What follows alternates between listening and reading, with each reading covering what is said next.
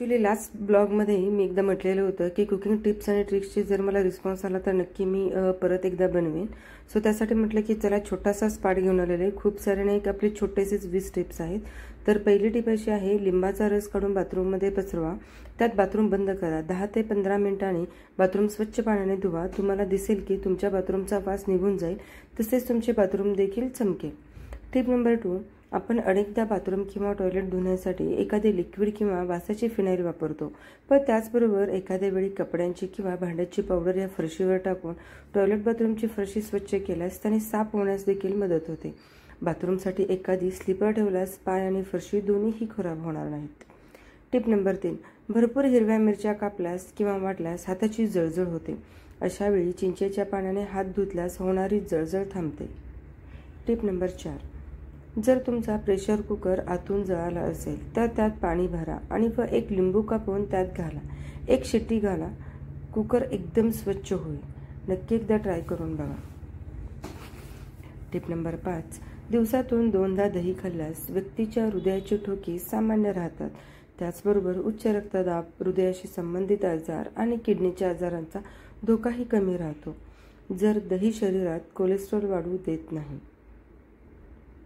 Tip number 6, जर तुम्ही रोज चिंचेचे पाणी पिल्यात तर तुमचे रक्त शुद्ध होते आणि त्यामुळे चेहऱ्यावर छान चमकसुद्धा येते. टिप नंबर 7, जर तुमचे ओठ काळे झाले असतील तर रोज रात्री झोपताना ओठावर दही लावून झोपावे. त्यामुळे ओठ गुलाबी आणि मुलायम होतात. टिप नंबर 8, कोणतीही भाजी करताना कांदा तेलामध्ये पूर्ण परतल्यावरच टोमॅटो टाकावा, कारण टोमॅटोचे पाणी कांद्यात पडल्यास कांदा पूर्णपणे परतला जात नाही आणि कच्चा राहू शकतो.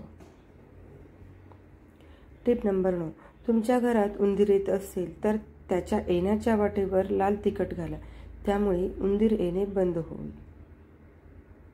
टिप नंबर 10, किडनी स्टोनची समस्या असेल तर लिंबू पाणी पीत राहावे, कारण लिंबू पाण्यामध्ये नैसर्गिक सायट्रेट असते जे स्टोन तोडते आणि त्यांना तयार होण्यापासून प्रतिबंधित करते.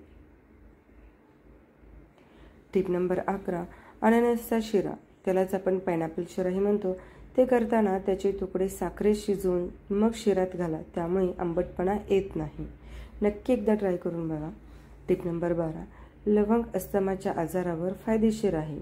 30 मिली पानात 6 लवंग घेऊन ते पाणी उकळून त्याच्या काढा तयार करून मधासोबत दिवसातून 3 वेळा घेतल्याने अस्थमा असलेल्या व्यक्तीला फायदा होतो. टिप नंबर 13, रात्री झोपताना मेकअप काढल्यानंतर चेहऱ्याला बर्फ लावायला विसरू नका. त्यामुळे त्वचेचे पोर्स मिनिमाइज करण्यास मदत करतात. टिप नंबर 14, ओट्समध्ये फायबर्सचे प्रमाण जास्त असते. फायबर्समुळे पचनक्रिया चांगली राहते, मेटाबॉलिझम मजबूत होतो. यामुळे कॅलरीज आणि फॅट बर्न होण्यास मदत होते. टिप नंबर 15, कांद्याचा रस केसांना लावल्यास केस गळणे, पांढरे होणे थांबते आणि केस चमकदार बनतात. हे टिप्स कशा तुम्ही वाटतात ना, तर नक्की मला कमेंट करून सांगा. असेच अजून ना की आपण एक आठवड्यातनं एक तरी आपण असे टिप्स आणि ट्रिक्सचे व्हिडिओ घेऊन येऊ. सो नक्की मला तसं कमेंट करून सांगा तुम्ही. टिप नंबर 16, लिंबू आणि आल्याचा रस घेतल्याने पोटाची वाढलेली चरबी कमी होते. टिप नंबर 17, ताकात साखर आणि काळी मिरी टाकून प्यायल्यास पित्ताचा त्रास कमी होतो. टिप नंबर 18, 3 दिवस इतर काहीही न खाता ताक पित राहिल्यास आपल्या शरीराचे पंचकर्म आपोआप होते. टिप नंबर 19, बहुगुणी आपला खडीसाखर. खडीसाखर औषधी गुणधर्म आणि उपयोगी आहे. खडीसाखर आणि लवंग चघळत राहिल्याने खोकला कमी होतो.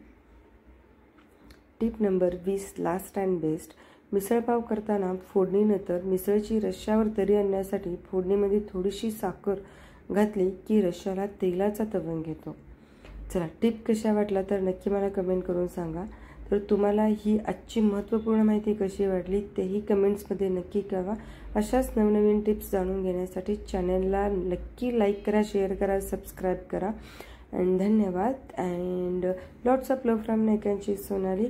सो भेटूच आपण नेक्स्ट ब्लॉगमध्ये. मस्त असं वुमन्स डे सेलिब्रेशन खूप छान पद्धतीने झालेलं आहे. सो नेक्स्ट पार्टमध्ये आपण भेटूच.